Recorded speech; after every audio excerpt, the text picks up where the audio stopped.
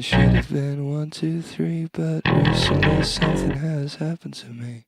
Everything always came easily, but today I woke up and felt nothing. Could I be finally finding out that there's absolutely nothing worth shouting about? Faced with the choice of just losing my voice, I'd rather shut up and say nothing. On the outside, we have to stick together. On the downside, you just get in the way. I see gray sky. What is up, y'all, and welcome to another video. If it's your first time stopping by my channel, I'm Jeffroz, and this is Jeffroz Fish Keeping. On my recent trip out to Michigan to see Sergeant Tank Pets, he was nice enough to let me film in his fish room and do a fish room tour, and that's what today's video is, the Sergeant Tank's fish room tour video. Hopefully you guys enjoy. Today I am in the studios of Sergeant Tank Pets, and he has agreed to take me around on a fish room tour, and that's what we're getting ready to do.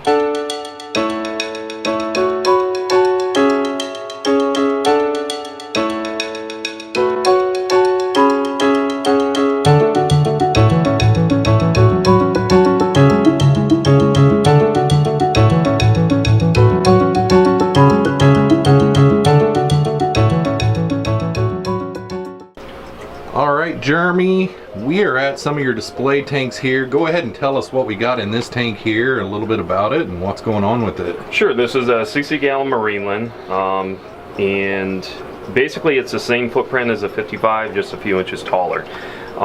And these are Leopard, which is your electric, commonly known as your electric yellow lab. It's an Mbuna or a Lake Malawi, and these are various offspring for which I've bred through the years. So this is just designated for me, and if there is any type of spawning behavior or anything like that, I just let nature take its course. We used to have a bunch of hornwort and Nias grass up here where a lot of the fry would be more apt to survivability if I had that, but like I said, right now it's just maintaining the colony more or less. But awesome. They sure do look good in person. And this is on a continuous drip as well. So. Oh, it is? Yep. Okay, awesome. What do we got over here? All right, so this is one of our 90s. So various, actually between Lake Tanganyika, so we got a Frontosa in there. So more or less an African Cichlid, which does completely fine. And then we have some various Severums here. So these are your Heroseverus and Herosophaciatus. So you have a rock keel Severum, you have your standard green Severum. There's a lot of different common names through the years, but that's why I just go by species. We got some Uraru here. So we got one here and one here. These guys take a little bit of time to grow out. These I want to say are actually F1s. So first generation off from wild caught. These back here is a breeding pair. I've gotten some spawning off from them. These are a rainbow cichlid. So on the very back, and then the other ones kind of come over here by the overflow pipe. And then we have Ghosty, which is a ghost knife. I've had him for quite a few years now. And then we also have an electric blue Akara. And then we have, these are hybridized. So these are a blood parrot. And they're a cross between a Midas and a red devil. Very nice. They act like they know you or something.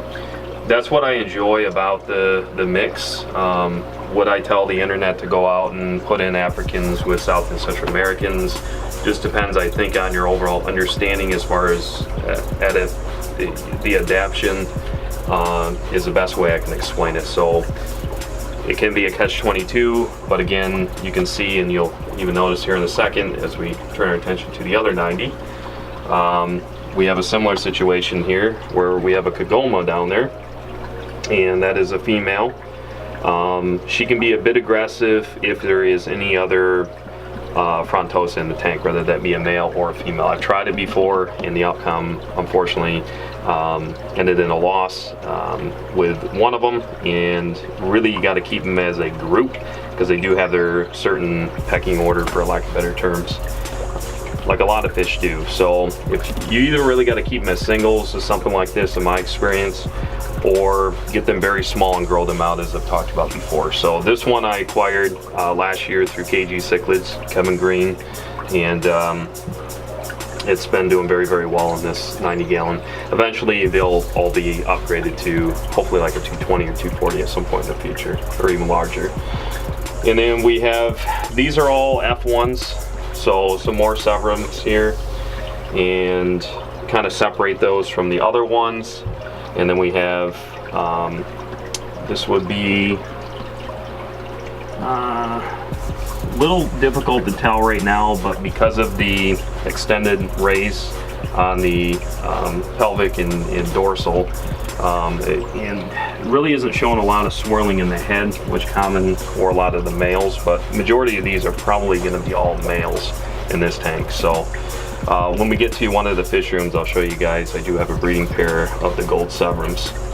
So this is a Hero Severus, species specific, and then common name just gold Severum.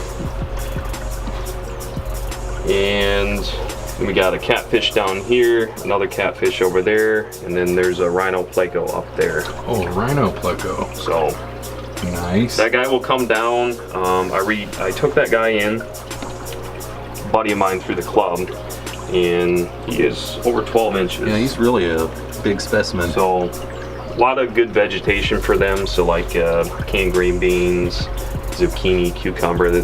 He really enjoys canned green beans. He'll just mow down on those. Very nice. And then these two systems are on the continuous drip as well. Very nice. All right, we're in fish room number 2. What do we got up here on the top? All right, so these are one of my lineage of the Pulselia wing-eye. So these are commonly known as your black bar handler. There is different variations and different colorations in the way the lineage is, depending on where you acquire them from. So this is just one of the few lines that we have, and as you can see, they're definitely prolific breeders.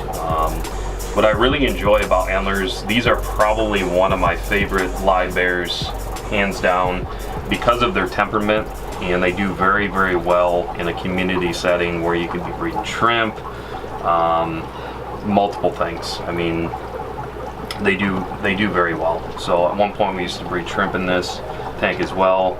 As long as you keep various plants, we don't have a lot of plants in there because we do utilize this for rehoming purposes and that, so it's easier for me to identify which ones I want to pull versus having to pull out all the Nias grass or hornwort, whatever we're using, or spawning mops. But it just gives them a safe haven. That's why we have the spawning mops in there as well. Awesome. And then over here is this is a rare live bear. This is a Xenotoca duadrioi, which is a tongue twister.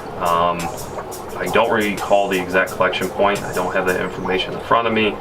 However, most of these type of goodies and various species of fish are on either the red list as far as near extinction or an endangered species. So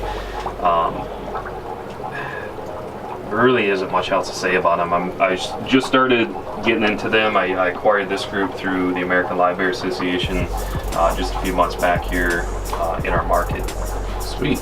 But they're putting on good size and color. All right. These are a mix of the Xiphophorus maculatus. There is different between Mickey Mouse, between the ones that people keep asking about, which they've seen in previous videos.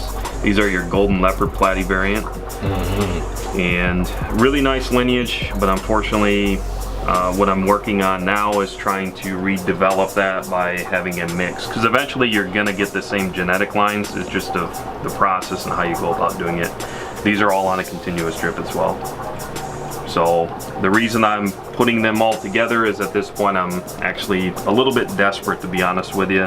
Hopefully I'll be able to get somewhat of a yield with these females once they get to that age and size to where they start breeding, and then we'll see what the offspring is. Unfortunately, I lost my main breeding group, and yeah, so awesome. Another group over here, again, these are both Xiphophorus maculatus, just a couple of different color morphs. Yep. And then these are an Aspidorus. These are rare. These are actually, I want to say these are F1s. And you see them just mowing down. Yeah, I put in microworms earlier, so that's what they're going crazy on right now. Gotcha. Cool. And then over here we got some offspring of Limia vitata, and we have some carbon rillies as well, which is a Neocaridina heteropoda. And then in tank 6 on this rack, same thing, is just more carbon rillies. Gotcha. Sweet. All right, Jeremy, what do we got in this tank? All right, so there is 12 blue neon Hellenby. These are some grosses, some Frontosa fry. Nice. So I'll be definitely holding on to these guys. These are kind of sought after in that community, and they're kind of near and dear to me. So unfortunately, I don't have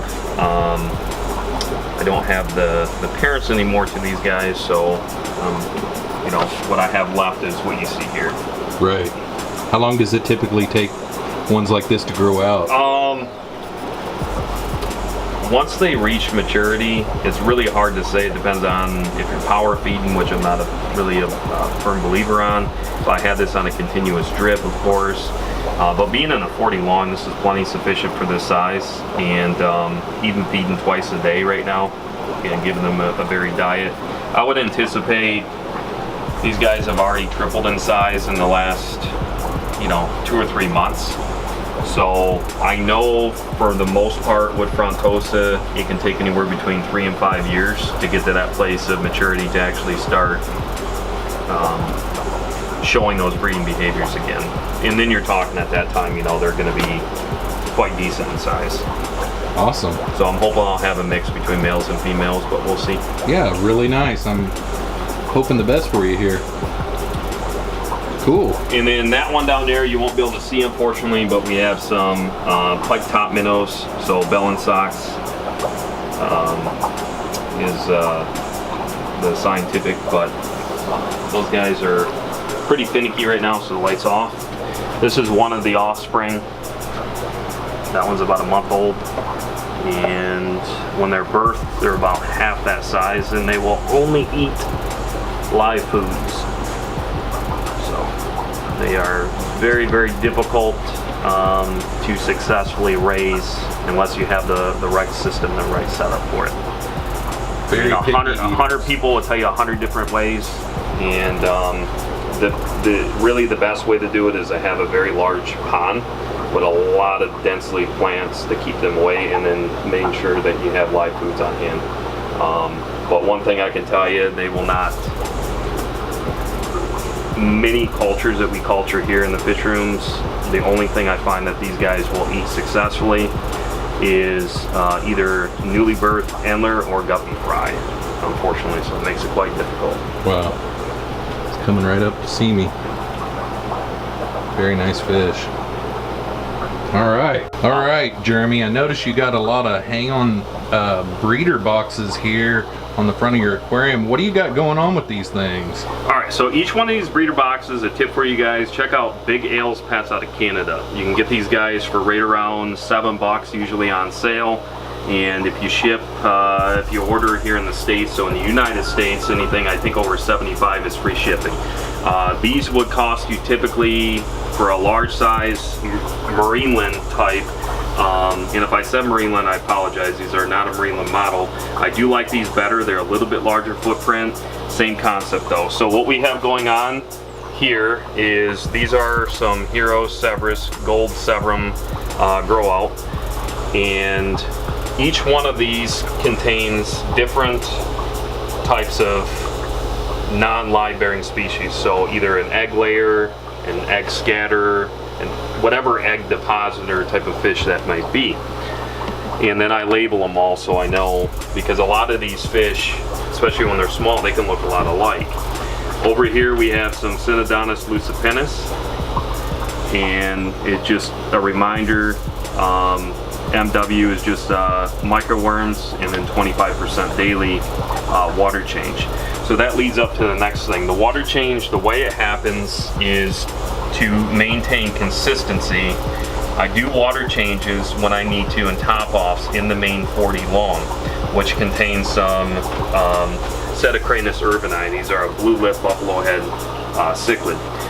So the water requirements here work well for these type of offspring that I'm doing in these various breeder boxes. So how we do it is, you can see that there's absolutely no aeration. I know a lot of people be freaking out. Don't they need oxygen exchange? What I have found through the years of breeding various species for over 14 years and being in the hobby since 1990, I just know for me, the results I've seen in the overall yield is a lot of these species prefer to have very minimal water movement at all, especially their first few weeks of life, depending on what you're feeding and how fast you grow them out. So with people telling you you need to be doing 50% water changes, 75% water changes, you know, 3 times a day, blah, blah, blah, I'm just not a believer in that. I know what works for me, and that's what I stick with. If it's not broke, why fix it? These here were wrigglers on June 30th. And you can see these guys tend to be a little bit slower growers. I'm just pointing out here, you can see that there is various sizes of these, but they're all doing well. They get fed 3 times a day, microworms, 25% daily, where I'll go ahead and then turn on this gang valve, and then I can go ahead and do the water change. So what I use is a pipette, squeeze out, I bring the water level down to approximately 25%. I keep this little bit of cotton here just in the unfortunate event if this started going, that will stop the fry from actually going to the main display. So if anybody's wondering why I have that there, because if you just use these, they'll go right through those. Right. Even with this small screen mesh, they'll still go through it. Most of the fry will. And as simple as that. I mean, I have different mulm. So what I do is I remove from an existing system that is a seasoned system, usually sand, I find, and that contains a lot of good beneficial microorganisms in order for them to feed off from the times for which I'm not actively feeding them. And if your camera is able to actually pan in far enough, you could probably see some of the microworms at the very bottom. It's pretty difficult to see. So they'll be feeding on that, like I said, 2 to 3 times a day they get fed, and then 25% daily on each one of these as far as water changes. Really interesting, awesome. If you keep these cold, especially in a hot climate, they'll sink. So they cause a lot of issues as far as fungus. This will kill a tank real quick. They'll follow the tank really, really fast. I've lost, can't tell you how many things just because of how warm it is in here. But I put these in here, keep them around 50, 55, and they'll last, you know, 2 or 3 days, and they'll maintain at the bottom. But if I just keep them at, you know, whatever the ambient, if it's 80 in here, they'll end up floating right up to the top. If you don't pull them out within a day or 2, you'll start noticing a drop off, because it's going to start following the tank really fast. Right.